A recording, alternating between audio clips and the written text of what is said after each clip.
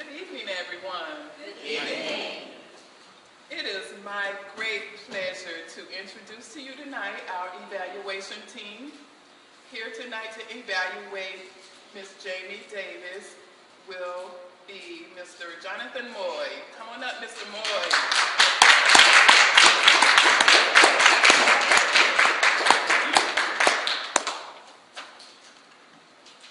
Fellow Toastmasters, to thine own self be true. That phrase rings true to almost every single one of us as we evaluate our own lives. One of Jamie's objectives, her project was make them laugh. I saw humor as you were listening to her stories. She was to use jokes and or stories in her presentation. I think you did an outstanding job with a mixture of both. And she was to use personal anecdotes and stories. And she put herself in the place of every story that she presented to us. Some of the things that I noticed as far as were we entertained, I observed the audience. I observed everyone as they were watching her, and she had everyone's focus. She captivated the audience, so that's how I know everyone was entertained. What made the speech humorous? You miss one person, and you always want to have this person whenever you have a humorous speech. Renee, she's a good laugher. But you had Fran, and Fran was the loudest one laughing as you were giving your presentation, but Renee is a good laugher. So whenever you give a humorous speech, you want to make sure she's in order. How well were the jokes and stories as far as did they fit to her talk? Everything flowed perfectly. There was nothing I would have changed as far as the way in which the story flowed, the way the jokes were intermingled. So you did a great job as far as that was concerned, and your delivery. All of us can say Jamie is an expert as far as her delivery. The hand gestures, the jokes, the way she used that voice inflection, great job. Now timing, that's a different story. But her delivery was great. How comfortable? Born speaker. Born speaker. She was very comfortable in the way in which she presented. And for those of you who want to polish the way in which you present yourself, observe. Observe. What made her, what would I have done differently about her presentation? More jokes. More jokes. Everybody's funny bone wasn't pulled as far as, I have Renee here. She get, one person started laughing to get everybody pumped up. You need to get Renee here. Fran wasn't loud enough, but you can hear her though. She was noticeable. If I could say one thing that made your presentation a good one, I would have to say was the delivery. The delivery of your speech was well polished, and nothing was written down. You had it all in memory, and part of your objectives was to have it memorized as you presented it, and it flowed perfectly. So I'd give you an A+ on your presentation this evening. Thank you.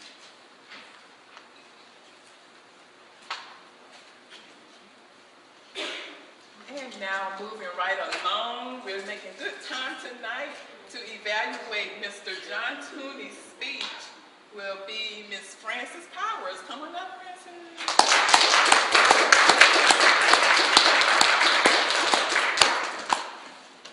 Good evening, fellow Toastmasters and returning member.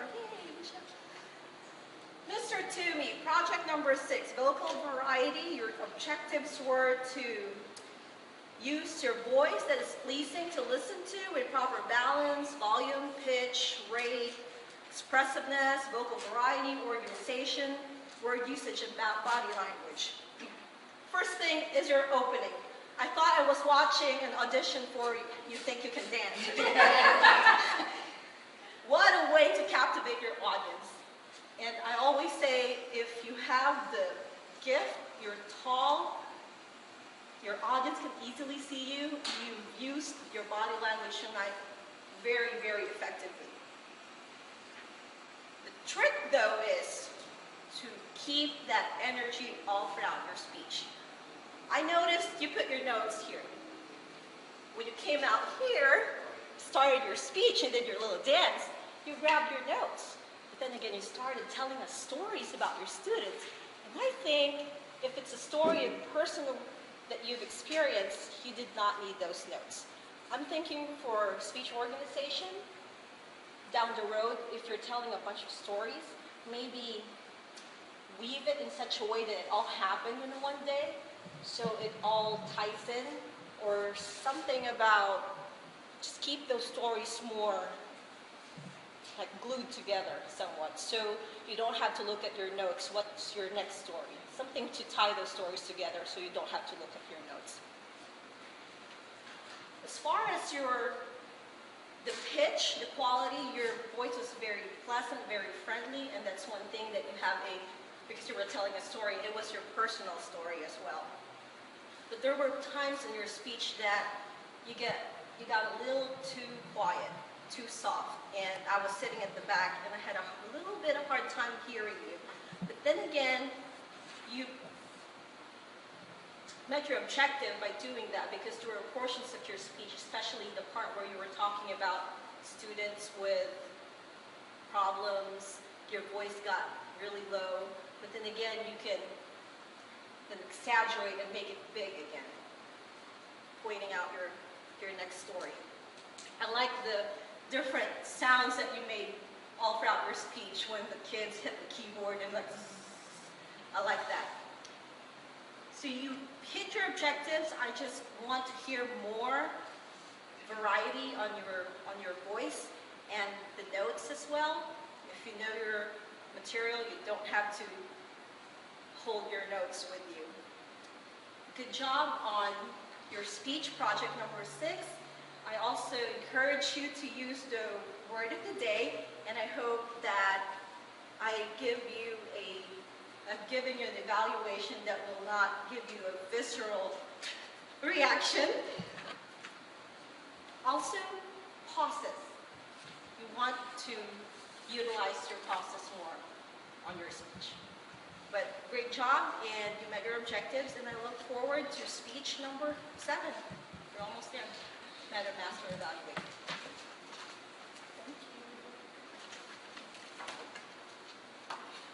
Thank you very much, my evaluator teams, for tonight. May we have the time of each evaluation, please? Yes, Madam Master Evaluator. Jonathan Moore, 3 minutes and 8 seconds. Francis Powell, 3 minutes and 23 seconds. And they both qualify. Could you take a moment and vote for our best evaluator of tonight?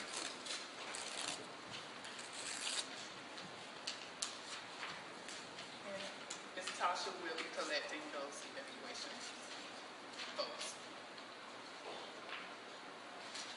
As Tasha collects votes, I want to give you an evaluation of the meeting tonight. I felt we had a very good meeting.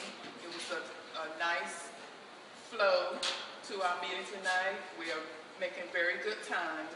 The only thing that I would say to improve on our meetings is to have everything that we need set out and ready to go at 6:30, so that, for instance, when our light didn't work, we would know that before Mr. President comes up and said it's time to go. Everything should be set and ready to go. If something doesn't work, there should be an alternative method for that object that's not working.